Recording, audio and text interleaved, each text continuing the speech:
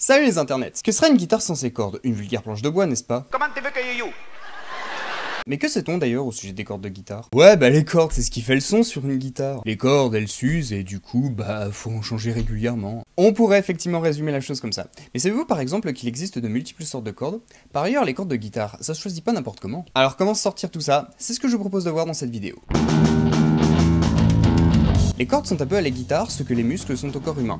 Elles font bouger, ou en l'occurrence ici vibrer l'instrument et lui donnent vie en produisant le son. Sauf que les muscles du corps humain sont, en général, recouverts par la peau, alors que les cordes d'une guitare sont quant à elles exposées à l'air libre, ce qui en fait par conséquent une partie vulnérable. Quand les cordes sont mises en mouvement par le musicien, elles se mettent à vibrer et font vibrer tout l'instrument. Du coup, ce que vous entendez est toujours la combinaison de la vibration des cordes et la vibration du corps. La vibration des cordes s'effectue toujours de manière transversale.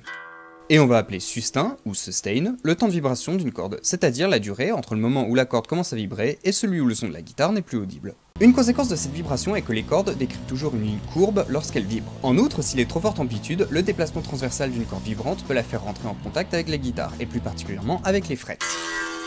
On appelle cela du buzz ou des bruits parasites, cela a pour conséquence d'altérer la vibration des cordes et diminuer leur sustain.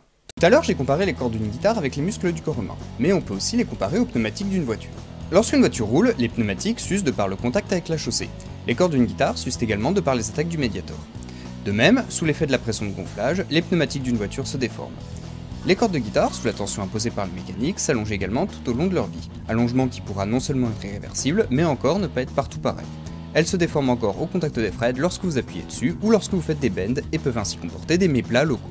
À cela s'ajoute le fait qu'elles sont, comme je disais, exposées à l'air libre, et donc à la poussière et la pollution, mais aussi à la transpiration du musicien. Tous ces éléments peuvent alors entraîner deux choses, soit elles s'accumulent sur la surface de la corde, soit par contact avec le matériau de la corde, ils réagissent chimiquement avec celui-ci. En conséquence, la structure de la corde et la sonorité se voient altérées. Les cordes neuves vont avoir en acoustique une sonorité puissante, claire, brillante et métallique. Après quelques temps d'utilisation, le côté métallique part petit à petit et la sonorité devient plus douce. Et en s'usant au fil du temps, les cordes perdent de leur brillance et de leur clarté et se mettent à sonner plus sombre. Mais heureusement pour nos guitaristes, les cordes sont interchangeables et on peut en racheter des neuves dans n'importe quel magasin de guitare. Par ailleurs, il existe des cordes de différentes épaisseurs, de différentes constitutions et de différents matériaux, ce qui fait autant de possibilités de forger la sonorité de son instrument. Il existe deux types de cordes de guitare, les cordes pleines et les cordes filées. Les cordes pleines sont constituées d'un seul fil d'acier. Ces cordes ont un son claquant et sont destinées aux notes aiguës. Les cordes filées sont quant à elles constituées de deux éléments. Une âme, qui est un fil d'acier, souvent en section hexagonale, et un filetage qui est un fil d'un autre matériau et qui enveloppe l'âme de la corde. Elles produisent un son plus rond et épais qui sont destinés aux notes graves. C'est pourquoi on les appelle aussi basses. Le filetage qui enrobe l'âme d'une corde filée peut avoir trois formes différentes. La corde est alors dite filet rond si le filetage est rond comme un spaghetti. C'est le type de corde le plus répandu. Elles offrent un son brillant et plein d'énergie idéal pour le rock. Filet plat si le filetage est plat comme un ruban. C'est un type de corde assez répandu en jazz. Elles offrent un son plus rond, plus sombre et plus feutré. Et filet demi-rond si le filetage est un fil rond coupé en deux dans le sens de la longueur. C'est le type de corde le moins répandu. Elles offrent un son à mi-chemin entre les filets ronds et les filets plats. En général, les guitares électriques sont munies de 3 cordes pleines, mi aigu, si et sol, 3 cordes filées, ré, la et mi grave. Néanmoins, certains jeux de cordes pour guitare électrique proposent de grosses cordes et comportent une corde de sol filée, mais cela reste plutôt une exception. Autre exception, les guitares barytons dont l'accordage est plus grave qu'une guitare électrique normale, ce qui nécessite un jeu de cordes plus épais. Par conséquent, ces guitares possèdent elles aussi très souvent une corde de sol filée. Le tirant d'une corde de guitare, c'est son épaisseur, ou plus précisément son diamètre extérieur. Cette dimension se mesure en millièmes de pouce et est appelée gauge en anglais. Plus vos cordes auront un tirant élevé, plus gros et fort sera votre son. De plus, les notes que vous jouerez seront plus précises et plus nettes d'un point de vue intonation. Le revers de la médaille, c'est qu'elles seront plus tendues et plus dures, par conséquent votre jeu sera moins facile. Autre inconvénient, plus le tirant de vos cordes sera élevé, plus votre manche aura tendance à se courber, ce qui pourrait être dangereux dans certains cas. Du coup, si vous passez à un tirant plus fort, il faudra probablement penser à régler votre manche. Enfin, des cordes avec un tirant plus élevé sont plus résistantes vu qu'elles ont plus de matière. De fait, elles se désaccorderont moins et seront moins susceptibles de casser. Par extension, on utilise aussi le mot tirant pour les jeux de cordes. Il s'agit du diamètre individuel de chaque corde, de la plus fine à la plus épaisse. Mais pour faire plus simple, on ne donne pour les guitares 6 cordes que les tirants de la première et de la dernière. Les tirants des jeux de cordes sont généralement les mêmes d'une marque à l'autre. En outre, chaque tirant possède une dénomination en anglais qui donne son épaisseur. Les 6 tirants les plus fréquents sont 838 ou extra light, 942 ou light, 1046 ou régular, 1148 ou medium, 1252 ou heavy, et 1356 ou jazz. A cela s'ajoutent des tirants hybrides qui empruntent les 3 cordes aiguës d'un premier jeu et les 3 cordes graves d'un second plus épais. On en trouve principalement deux, 946 ou custom light, et 1052 ou light top heavy bottom. Bon, mais notez que tous ces tirants ne sont que les tirants classiques des jeux de cordes de guitare. Certaines marques possèdent par exemple des tirants spécifiques, conçus par exemple pour pouvoir jouer avec un accordage particulier.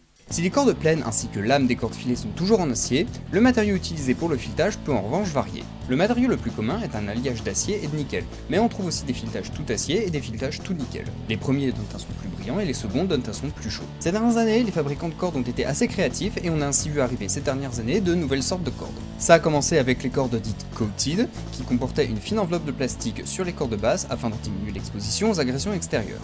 Et plus récemment sont arrivées des cordes utilisant pour les cordes basses de nouveaux matériaux, tels que par exemple des alliages de titane, offrant plus de résistance mécanique, mais aussi des alliages de cobalt, offrant cette fois un niveau sonore accru ainsi que plus de fréquences médium et aiguës. Choisir ses cordes de guitare, c'est avant tout une question de goût personnel, mais aussi de style de jeu et de musique. Mais il y a également quelques autres critères à ne pas négliger. Premier élément à prendre en compte pour choisir vos cordes de guitare, c'est vous-même. Débutant, commencez par des cordes de feuille de tirant. À ce stade, en effet, vous serez en train d'apprendre à placer vos mains sur l'instrument, à appuyer sur les cordes avec la bonne force, etc.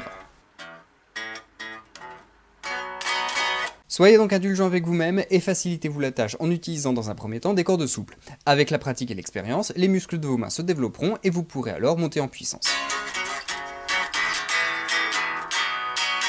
Attention cependant, avoir plusieurs années de pratique derrière soi ne signifie pas que vous pourrez supporter tous les tirants de cordes, ni que vous apprécierez jouer avec des barreaux de cellules de prison. Apprenez donc à connaître vos limites ainsi que votre zone de confort. Pour la pop ou le blues, un tirant de corde plus élevé conviendra bien. Pour le rock et ses dérivés, optez en revanche pour un tirant plus élevé pour avoir plus de puissance. Au niveau matériaux, si vous voulez plus de brillance dans votre son, essayez des cordes filées en acier pur. Inversement, si vous courez pas après un son super brillant, optez plutôt pour des cordes filées au nickel. Votre style de jeu, c'est jouez-vous plutôt des rythmiques, plutôt des solos, un peu des deux. Dans le premier cas, je vous recommande un tirant élevé afin d'avoir un gros son. Dans le second cas, je vous recommande un tirant plus faible afin de pouvoir réaliser des bends avec le moins de difficulté possible. Et dans le dernier cas, je vous recommande un tirant hybride qui vous donnera les avantages du premier dans les cordes graves et les avantages du second dans les cordes aiguës. Autre variable liée à votre style de jeu, la force avec laquelle vous jouez les notes. Si vous jouez délicatement, des cordes souples vous donneront un jeu plus facile que des cordes dures car nécessitant bien moins d'efforts pour être mises en mouvement. A l'inverse, si vous jouez fort, si vous avez un jeu puissant, optez pour un tirant élevé. Les grosses cordes encaisseront bien mieux les coups que les souples, ce qui de fait réduira la probabilité de désaccorder la guitare, voire de casser les cordes. Plus grave vous accorderez votre guitare, plus il vous faudra un fort tirant si vous voulez que votre accordage tienne. A titre d'exemple, je vous recommande d'augmenter votre tirant dans les cordes filées de 2 millièmes de pouce par demi-ton dont vous descendrez votre accordage. Par exemple, supposons que votre guitare soit munie de cordes 10-46 et que vous êtes en accordage standard. Si vous souhaitez descendre votre accordage d'un demi-ton, je vous recommande d'utiliser des cordes de 11-48. Si vous souhaitez passer en accordage baryton, soit 5 demi-tons plus graves, je vous recommande un jeu de 13-56. Pour les drop tunings, je vous recommande un jeu de cordes hybride. Mais cette fois en revanche, la règle précédente ne s'applique pas forcément, cela dépendra en fait tout simplement des jeux de cordes que proposent les fabricants. Toujours en supposant que vous partez d'un jeu de cordes de 10-46, si vous souhaitez passer de mi-standard à drop de ré, je vous recommande un jeu de cordes de 10-52. Une guitare avec un diapason plus long et donc un manche plus long donnera plus de tension à vos cordes. Chez les guitares, les diapasons vont en général de 24 à 25,5 pouces. Je vous passe l'explication de ce que je vais énoncer, mais sachez qu'avec un même tirant de corde, vous aurez pratiquement autant de tension sur un manche de 24 pouces en accordage standard que sur un manche de 25,5 pouces en accordage de mi bémol. Ou vu sous un autre angle, à tension égale et même accordage, un diapason plus long vous imposera de monter des cordes plus fines. Si le chevalet de votre guitare est fixe, vous pouvez en théorie monter dessus n'importe quel tirant de corde. En revanche, si votre guitare est munie d'un vibrato, je vous recommande des cordes plus souples afin de pouvoir utiliser ce dernier plus facilement.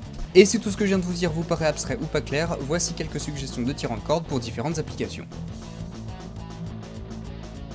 Pour conclure, ces règles ne sont que des lignes directrices pour vous aider à mieux choisir. Libre à vous de choisir les cordes qui vous conviendront le mieux. Pour être fixé, essayez différentes marques et différents tirants et fiez-vous à vos sens. Et à force d'expérimenter, vous finirez bien par tomber sur le tirant de corde qui vous donnera le son que vous recherchez. Voilà, cette vidéo est terminée, j'espère que ça vous aura plu, je vous dis à la prochaine et surtout n'oubliez pas...